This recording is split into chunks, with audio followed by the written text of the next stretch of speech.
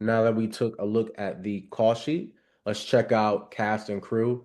There's a few things to understand while dealing with the cast and the crew. The first thing is I want everybody when they go to set to look at your cast and your crew as long-term relationships, not just coworkers on this job. Look at it as something that you're going to be building for years to come, productions to come.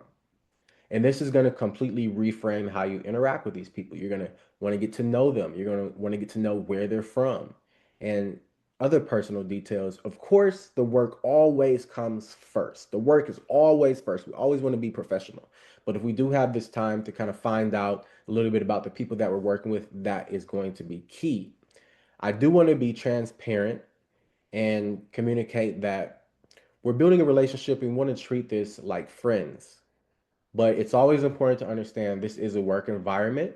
So we're really building long-term associate relationships. We're building in a way where, we want to get to know the person, but we always want to understand that we're creating something where we can help each other out constantly as we move throughout our career. We're going to help each other out.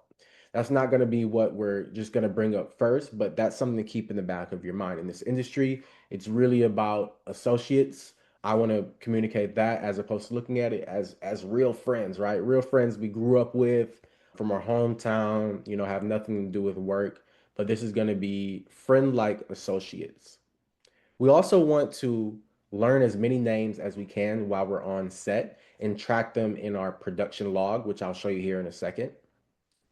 When we are in our trailer, we are going to arrive and we are going to see all of our awesome wardrobe, and that's going to be preset there by the wardrobe department. And it's important for us to make sure that we hang up our wardrobe in our trailer at the end of the day. This is a very good way to make sure we hold a good bond with our wardrobe. We don't want them thinking we're slobs that just throw our clothes on the ground at the end of the day and just leave out. So we want to make sure that we leave it just like we found it or maybe even better. And then lastly, we want to understand the chain of command, who we are supposed to talk to, who we should avoid, and who we should go to for what we need. Let's go ahead and check out the chain of command.